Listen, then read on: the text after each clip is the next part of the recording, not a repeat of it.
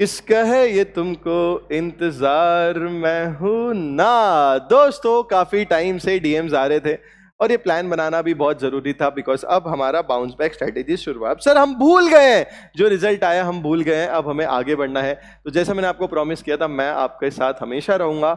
और ये एक मई 26 का एक लॉ का प्लान आप लोग के लिए लेके आ रहा हूँ। ये प्लान अगर आप फॉलो कर लोगे, इतना डिटेल 2-3 दिन लेट इसलिए हुआ क्योंकि बहुत डिटेल तरीके से मैंने इसको बनाया है, बहुत अच्छे से हर चीज़ों को कवर करके। आखिरी में ये भी बताऊंगा प्रैक्टिस कैसे कर सकते हो, टेस्ट के पेपर्स आप लोगों के लिए रेडी है, सब कुछ मैं लेके आ गया हूँ। यही प्लान फॉलो किया था जिसने 86 मार्क्स लाया, 74 मार्क्स लाए जो अपने रिसेंट रिजल्ट के बच्चे थे। तो दोस्तों, विदाउट वेस्टिंग टाइम, अभी तक चैनल को अगर आप नए हो तो सब्सक्राइब कर लो, क्योंकि इंपॉर्टेंट कोर कंटेंट यहाँ पे आता है, इधर उधर की बातें नहीं, और जो आपको हेल्प कर सके वही। तो ये प्लान आप लोग का रेडी है दोस्तों। फॉर एग्जांपल, आप 14 मार्च से अपनी पढ़ाई सब कुछ भूल के स्टार्ट कर रहे हो, तो 14 से 17 आपको बाकी सब्जेक्ट्स के साथ कंपनीज एक्ट और आईआरएफ कंप्लीट करना है, सीए फाउंडेशन लॉ का। इसी के साथ ही साथ फिर 18 मार्च से लेके 22 मार्च तक कॉन्ट्रैक्ट एक्ट के फर्स्ट, सेकंड, थर्ड यूनिट, 27 मार्च तक फोर्थ और फिफ्थ यूनिट, 1 अप्रैल तक सिक्स और सेवन्थ यूनिट, 6 अप्रैल तक 8 और 9th यूनिट। तो मैंने अच्छे से ब्रेक कर दिया है कॉन्ट्रैक्ट एक्ट को 4 पार्ट्स में, और इस तरीके से आप उसको रिवाइज करोगे। हमेशा से छोड़ के गए हो इस चैप्टर को, अब मत छोड़ना, नहीं तो ये आपका साथ छोड़ देगा रिजल्ट में, ठीक है। तो आपको इसको अच्छे से करके जाना है। और उसके बाद आपका 10 अप्रैल तक सोगा के 2 यूनिट, 14 4 दिन में फिर सोगा के और 2 यूनिट, फिर 17 अप्रैल तक नेगोशिएबल इंस्ट्रूमेंट, फिर उसके बाद 20 अप्रैल तक आपका इंडियन पार्टनरशिप हो जाएगा, और आखिरी में 23 अप्रैल तक इंडियन पार्टनरशिप का जो बचा हुआ पोर्शन है बेटा, और एलएलपी आपका कंप्लीट हो जाएगा। तो this is the final master plan जो आपको पढ़ना चाहिए। सर इतना सारा दिन नहीं चाहिए सर, ये है 4 सब्जेक्ट आप दिन में पढ़ने का सोच रहे हो, उस हिसाब से अगर आप सोच रहे हो कि मैं 2 ही सब्जेक्ट पढ़ूंगा तो ऑटोमेटिकली आप इसको मैनेज कर लेना, आधा टाइम दे देना। अगर आप एक ही सब्जेक्ट पढ़ोगे तो और आधा टाइम दे देना ऑब्वियसली। तो दिस इज कंसिडरिंग कि आप एक दिन में 4 सब्जेक्ट पढ़ रहे हो।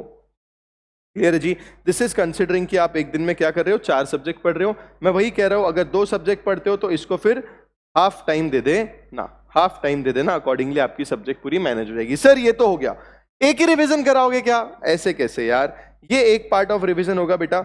फिर आपका सेकंड रिवीजन होगा स्टार्ट 24 अप्रैल से, जहां पे आपका 24 अप्रैल से 27 अप्रैल तक आपको इंडियन कॉन्ट्रैक्ट एक्ट के 5 unit, companies act, negotiable instrument करना है। फिर 20 अप्रैल से 30 अप्रैल तक बचे हुए यूनिट और सोगा और आईपीए करना है, और 1 मई को आपको पूरा एक मॉक टेस्ट देना है। This is the second revision, detail revision, कोई टाइम पास नहीं। उसके बाद रिवीजन का फेज 2 जो सेकंड मॉक टेस्ट के पहले हमारा फोकस रहेगा कि पूरे चैप्टर्स के आरटीपी, एमटीपी, पीवाईक्यू ये सब हम लोग कर ले। उसके बाद पार्टनरशिप एलएलपी के कर ले। देखो 4 दिन में 2 से 4 मैंने पूरे सिर्फ क्वेश्चंस देखना पूरे, बहुत अच्छा रहेगा।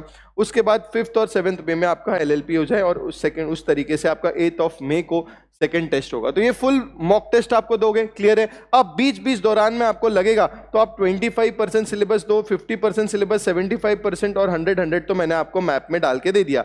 इस दौरान आप 2-2 दिन रिवाइज करके 25, 50, 75% सिलेबस भी देख सकते हो।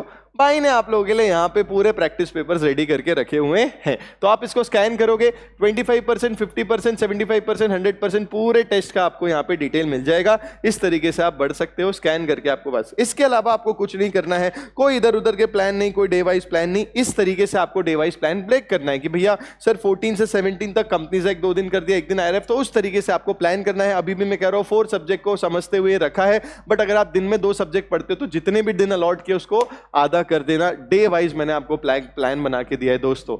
जो बीत गया वो कल था, जो होगा वो लाजवाब होना चाहिए। इस पॉजिटिविटी के साथ आपको आगे बढ़ना है। मैंने भी लाइफ में बहुत सारे फेलियर्स लिए, बट मैं सब कुछ भूल चुका और आगे बढ़ चुका हूं। डिस्क्रिप्शन में एक टेलीग्राम चैनल है, उसको भी ज्वाइन कर लेना। मैंने रिसेंटली प्रैक्टिस के लिए वहां पे एक पीडीएफ डाली थी सुपर 100 क्वेश्चंस की। आप दिन डीपीक्यू में पर डे पर एक क्वेश्चन वो पर्टिकुलर पीडीएफ का कर सकते हो। जो भी कॉन्सेप्ट आपके हो गए हैं वो टॉपिक वाइज, कॉन्सेप्ट वाइज उसमें क्वेश्चंस मैंने दे रखे हुए हैं। कोई भी दिक्कत अगर आपको है तो मुझे जरूर कमेंट सेक्शन में बताना, आपका भाई इंतजार करेगा। और आप सबकी जो भी कमेंट्स है उस हिसाब से एक और अपनी नेक्स्ट वीडियो रेडी हो जाएगी आपको गाइड करने के लिए, क्योंकि मैं हूं ना। दोस्तों मैं बिल्कुल दिल से चाहता हूं कि आप अपने आने वाले अटेम्प्ट में सीए फाउंडेशन क्लियर कर लो विद फ्लाइंग कलर्स।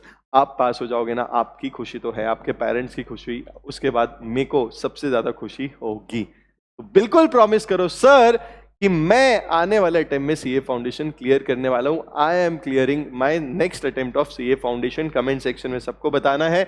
ये पीडीएफ आपको डिस्क्रिप्शन में जो टेलीग्राम चैनल है वहां पे मिल जाएगी। All the best, love you all. मिलते हैं नेक्स्ट सेशन में। कमेंट सेक्शन में जरूर आपके नेक्स्ट कंसर्न छोड़ के जाना। चैनल को नए हो तो सब्सक्राइब कर लेना, आपके भाई का चैनल है। और इस बार नेक्स्ट अटेम्प्ट में सीए फाउंडेशन क्लियर, ये प्रॉमिस मुझे कमेंट सेक्शन में जरूर चाहिए। Bye bye bye, love you all.